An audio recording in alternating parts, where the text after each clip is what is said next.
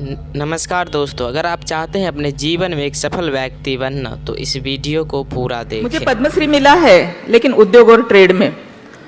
जिस समाज में कभी खाना नसीब नहीं था, जहां कपड़े तक ढंग के नहीं थे, जहां रहने के लिए घर नसीब नहीं था, ऐसे लड़की को पद्मश्री मिला उद्योग और ट्रेड में। और एक खुशी की बात बता दूं कि नारी शक्ति 8 मार्च को नारी शक्ति मिल रहा है मुझे प्रेसिडेंट हाउस में, प्रेसिडेंट के हाथों से।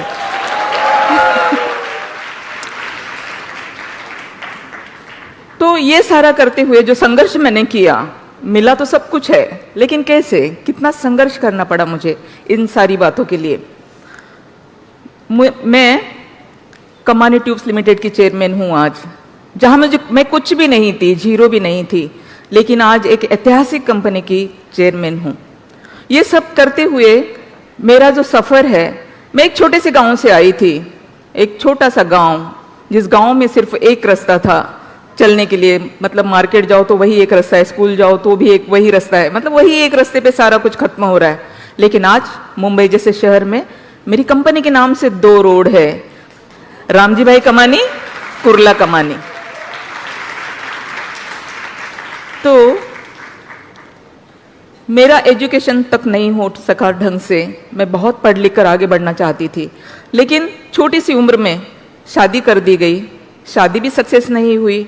उसके बाद घर वापस बाबा लेकर गए, लेकिन वहां जाने के बाद लोगों को ये बात भी पसंद नहीं आई कि एक बेटी जो ससुराल गई थी वो वापस मैके कैसे आ सकती है, क्योंकि ये तो हमारी परंपरा है ही नहीं ना। ससुराल में चाहे वो लड़की मर जाए कोई बात नहीं है, लेकिन वो वापस नहीं आ सकती, क्योंकि उसको समाज ठीक नहीं समझता। और फिर समाज जिस नज़र से, अंदाज से मुझे देखना शुरू किया, तो मुझे इतना बुरा लग रहा था कि मेरी वजह से मेरे माँ बाप को बहुत कुछ सुनना पड़ रहा है। मैं बोझ बन चुकी हूँ धरती के ऊपर, क्योंकि ना तो मेरे पास एजुकेशन है, मैं नौकरी नहीं कर सकती, ना ही मैं ससुराल में, अच्छा है मेरा ससुराल जिसमें मैं संसार कर सकती हूँ। तो फिर मुझे क्या करना चाहिए? तो मुझे ऐसे लगा मुझे मर जाना चाहिए, और मैंने पॉइजन पी लिया। पॉइजन पीने के बाद भी मैं मर नहीं सकी, मुझे बचा लिया गया। लेकिन बचने के बाद जो लोग मुझे देखने के लिए आ रहे थे, वो ये कह रहे थे कि ये लड़की, तूने ये क्या कर दिया? अगर तू मर गई होती तो लोगों ने क्या कहा होता? लोग तो यही कहते ना कि महादेव की बेटी ने जरूर ऐसा कुछ काम किया होगा जिसकी वजह से इसे मरना पड़ा। तो ये बात जो है वो मेरे दिल की गहराई तक पहुंची कि ये क्या है, लोग न जीने देते हैं न मरने देते हैं। जीना बहुत मुश्किल था, इसलिए मरने का रास्ता चुना था, लेकिन मरने भी नहीं देते, तो अब क्या करें? तब फिर मैंने सोच लिया कि मैं कुछ करके दिखाऊंगी, इसी दुनिया को कुछ करके दिखाऊंगी। लेकिन क्या करूं, कहाँ जाऊं? कुछ रास्ता नहीं था मेरे पास, क्योंकि मैं एक छोटे से गांव में रहने वाली, और उस जमाने में इतना सारा कुछ था भी नहीं जिस तरह से आज के ज़माने में बहुत कुछ सीखने के लिए है। मेरे ज़माने में नहीं था। वहाँ तो ऐसा था ना कि घर से बाहर लड़की अगर जाती भी है तो कहाँ जा रही, क्यों जा रही, किससे बात कर रही है, इस तरह से था। उस सारे ऐसे हालातों में अपना रास्ता चुनना यकीनन बहुत ही मुश्किल था, लेकिन फिर भी मैंने किसी की परवाह नहीं की, क्योंकि परवाह अगर करती तो शायद मैं कुछ कर ही नहीं पाती। और मैं चलती रही, रास्ता मिलता गया। सिलाई सीखी, सिलाई के तौर पर मैंने नौकरी की। नौकरी जो 2 रुपये रोज से और 60 रुपये महीने से मैंने स्टार्टिंग की। उसके बाद मैंने उसी से अपना रास्ता चुना। लेकिन कुछ ही दिनों में मेरे बाबा की नौकरी जाती रही, मेरी बहन दवा के खातिर मर गई, और फिर तब मुझे पता चला कि पैसा कितना इम्पोर्टेंट है, क्योंकि अगर पैसा नहीं होगा तो हम जा सकते हैं और हम उनका ट्रीटमेंट तक के नहीं कर पाते। तो फिर पैसा कमाना चाहिए, और फिर मैंने अपना संघर्ष शुरू किया। कहाँ से आएगा, कैसे आएगा, कहाँ जाऊँ मैं, सोचती रही। और फिर पता चला कि सरकार की कुछ स्कीम है जिसमें से हम लोन ले सकते हैं और कुछ कर सकते हैं, और मैंने 50,000 का लोन लिया।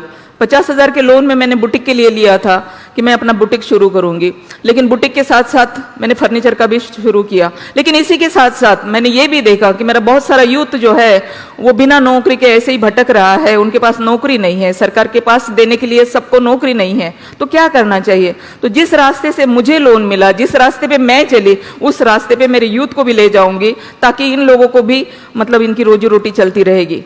और मैंने एक संगठन बनाई, सुशिक्षित बेरोजगार युवक संगठन, और उस संगठन के द्वारा बहुत सारे बच्चों को मैंने लोन लेके दिया। गेट टुगेदर हम लोग एक साथ करते थे।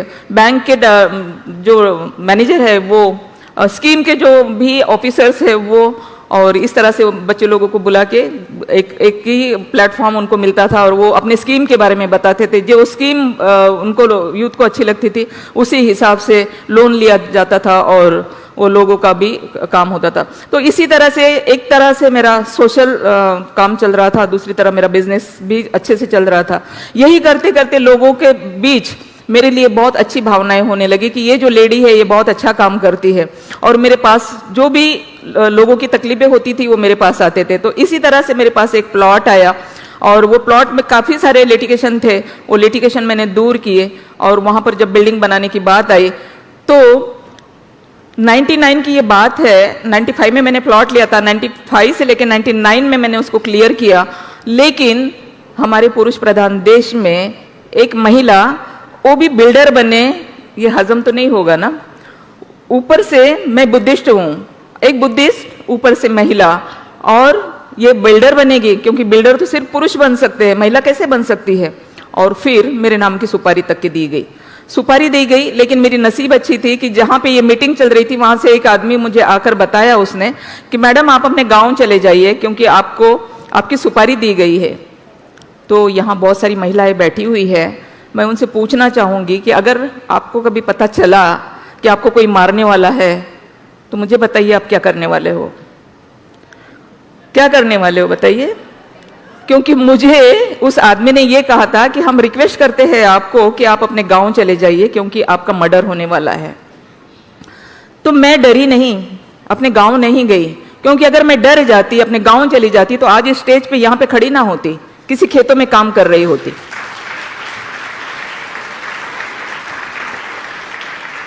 तो मैं उस वक्त के पुलिस ऑफिसर जो थे, मैं कल्याण में रहती थी, थाना में जो पुलिस कमिश्नर थे वहाँ भुजंगराव मोहिते जिनका नाम था, 99 की बात है, और मैं उनके पास गई और उनको मैंने बताया कि इस तरह की मुझे मारने की सुपारी दी गई है साहब। उन्होंने कहा ये कैसे मुमकिन है। मैंने कहा भाई साहब आप पुलिस है, आप ढूंढ लीजिए क्या हो गया, लेकिन ये बात सच है, मुझे पता चली इसीलिए आपको बताई।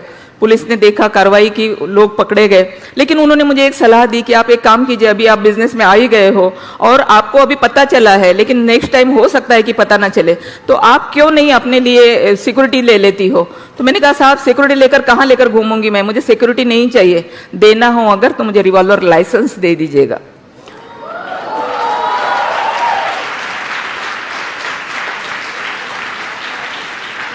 ताकि मैं अपनी हिफाजत खुद करूंगी। और आपको यकीन नहीं आएगा, शायद भारत की मैं पहली महिला होंगी कि 11 बजे मैं साहब के ऑफिस में गई थी थाना कमिश्नर के पास, और शाम को 6 बजे मुझे लाइसेंस मिला, एक ही दिन में। तो उसके बाद बहुत सारे ऐसे क्योंकि मेरा काम तो इसी तरह से था, मैं आगे बढ़ती रही और कई बार ऐसे होता रहा, लोग कहते रहे कि बस आप इस तरह से काम कर रहे हो, कहीं ना कहीं आपको कोई मार डालेगा। मैंने कहा कि मेरा रिवॉल्वर है मेरे पास, उसमें 6 गोली है, जब तक 6 गोली है तब तक कोई माइकलाल मुझे मार नहीं सकता। तो मैं इस तरह से काफी संघर्ष से मैं आगे बढ़ी हूँ, और मेरे पास से डर नाम की कोई चीज नहीं है। मैं आप सबको भी ये कहूंगी कि डर जिसके पास में है वो आगे बढ़ ही नहीं सकता, क्योंकि हमारे पास होता है ना छोटा छोटा डर कि अगर मैं ये करूं तो क्या होगा, अगर मैं वो करूं तो क्या होगा, अगर मैं वहां जाऊं तो क्या होगा। इस तरह का जो डर मानसिकता दिमाग में होती है तो इंसान डर जाता है, आगे नहीं बढ़ता। इसलिए डर को निकाल दीजिए, अपने आत्मविश्वास को जगाइए, आप भी बहुत कुछ कर सकते हो। और मैं इसी तरह से कमानी ट्यूब्स लिमिटेड जैसी बहुत बड़ी कंपनी, जो ऐतिहासिक कंपनी है, जिसको नेहरू गांधी का वारसा लगा हुआ है, ऐसी कंपनी, और ऐसे कंपनी के कामगार मेरे पास आए और उन्होंने कहा कि ये कंपनी आप मैडम टेक ओवर कर लीजिए। अब आप देख लीजिए कि मैं एक देहात से आई हुई लड़की, जिसके पास ढंग का एजुकेशन तक नहीं है, जिसने कोई MBA नहीं किया है, जिसके पास कुछ भी नहीं है तो सिर्फ हिम्मत, काम करने की बहुत सारी हिम्मत, ना तो कोई डर, ना तो कोई, और पूरी ईमानदारी और सच्चाई के साथ में अपना काम करना है, काम को अपना 100% देना है, तो यकीनन रास्ता अपने को मिलना ही है, मंजिल अपने को मिलना ही है। और मैंने उस कंपनी को टेक ओवर करने की कोशिश की, मैं वहां गई। मैंने वहां जाने के बाद में 116 करोड़ का कर्जा था, 140 लिटिगेशन के केसेस थे और 2 बड़ी यूनियन थी उस कंपनी के अंदर। कंपनी सिक हो चुकी थी। 87 में सुप्रीम कोर्ट में पहली बार वर्कर्स को चलाने के लिए कंपनी दी थी 87 में देने के बाद में 97 तक वर्कर्स ने किसी तरह से मतलब कंपनी को चलाया। लेकिन उस वक्त बैंकों ने आगे बढ़ बढ़ के बहुत सारे पैसे हमारे वर्कर्स को दिए कि भाई चलो वर्कर्स से कंपनी चलाएंगे, देश में नई क्रांति आई है। क्योंकि ये पहली ऐसी कंपनी है जिस देश में सिका एक्ट तैयार हुआ इस कंपनी की वजह से। पहली ऐसी कंपनी जिसकी वजह से मालिक को बाजू में करके वर्कर्स को मालिक बनाया गया। लेकिन वर्कर है, नहीं वो चला सके कंपनी को। तो 97 में जब कंपनी फिर से लिक्विडेशन में, 3 कंपनियां थी कुरला में, कमानी इंजीनियरिंग, कमानी मेटल्स और कमानी ट्यूब्स, 2 कंपनियां ऑलरेडी लिक्विडेशन में जा चुकी थी और कमानी ट्यूब्स को मैंने बचा लिया। अब ये कमानी ट्यूब्स को बचाने के पीछे 116 करोड़ रुपए का कर्जा है। ये कैसे हुआ? मैं 2000 में वहां गई थी, 2000 से लेकर 2006 तक मैंने काफी स्टडी की उसके अंदर कि क्यों 116 करोड़ का कर्जा है। तो पता ये चला कि मतलब अगर किसी बैंक ने 5 करोड़ दिया है तो उसका 25 करोड़ हो गया, किसी बैंक ने 4 दिया, मतलब इस तरह से इंटरेस्ट और पेनल्टी की वजह से इतना सारा लायबिलिटी उसके ऊपर बढ़ गई। तो ये लायबिलिटी कैसे कम हो सकती है? अगर मैं किसी बैंक के चेयरमैन के पास जाऊं तो शायद ना हो सके। तो मैं उस वक्त के जो फाइनेंस मिनिस्टर बैंकिंग थे उसके पास गई और उनको मैंने रिक्वेस्ट की कि देखिए साहब, ये सुप्रीम कोर्ट का बेबी है और ये भी लिक्विडेशन में जा रही है, 2 कंपनियां ऑलरेडी जा चुकी है और मैं इसे बचाना चाहती हूँ क्योंकि इसके वर्कर जो है ये मेरे पास आए थे और आज वो भूखे मर रहे हैं, तो मैं उनके खातिर ये काम करना चाहती हूँ। तो वैसे भी लिक्विडेशन में अगर चली जाती है तो किसी को कुछ भी नहीं मिलना है, लेकिन अगर आप इंटरेस्ट और पेनल्टी अगर माफ कर देते हैं तो कम से कम प्रिंसिपल तो सबको मिल जाएगा। तो उन्होंने बैंकों से बात की, करीबन 4-5 बैंकों के सारी लायबिलिटी थी और बैंकों के चेयरमैन से फोन आया। आईडीबीआई हमारी ऑपरेटिंग एजेंसी थी, उन्होंने मुझे कॉल किया, ओटीएस हो गया बैंकों के साथ में। और मैं आपको बताऊं कि कहाँ पेनल्टी और इंटरेस्ट तो सारा माफ कर ही दिया, लेकिन जो प्रिंसिपल था उसमें से भी 25% मुझे माफ कर दिया गया। और इस तरह से 25% वहां पे माफ हो गया, मेरे लिए काम करना आसान हो गया। फिर वर्कर्स थे, वर्कर्स का ड्यूज था, बैंक के ड्यूज थे, ये सारा करके 2006 में 21 मार्च 2006 में कोर्ट ने मुझे कंपनी दी चलाने के लिए कि ये कंपनी है, लेकिन एक शर्त ये है कि 2011 में आपको सिका से बाहर निकलना है। तो आपको बताते हुए मुझे खुशी होती है कि मैं 2006 से 2009 तक मैंने फैक्ट्री स्टार्ट की। कुरला से मुझे वाड़ा फैक्ट्री शिफ्ट करनी पड़ी, काफ़ी सारी दिक्कतें हुई, लेकिन सारी दिक्कतों का सामना मैंने किया और 2009 में फैक्ट्री स्टार्ट की। और 2011 में जहां बैलेंस शीट पे 116 करोड़ का कर्जा था, वहां 4.5 करोड़ एक्स्ट्रा आ गए।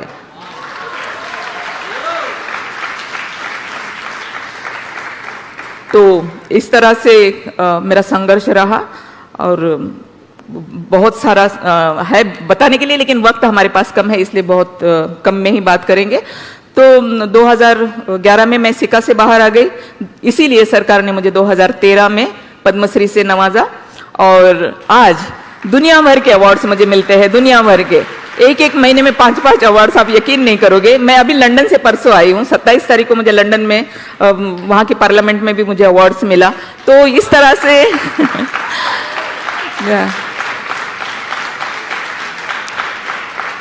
तो इस तरह से एक जीरो से हीरो बनने की कहानी है मेरी। और अगर आप सब भी मेहनत करें, हिम्मत से अपना काम करें, सच्ची लगन और यकीन से काम करें, तो यकीनन आप सब भी कल्पना सरोज की तरह बन सकते हो। Thank you.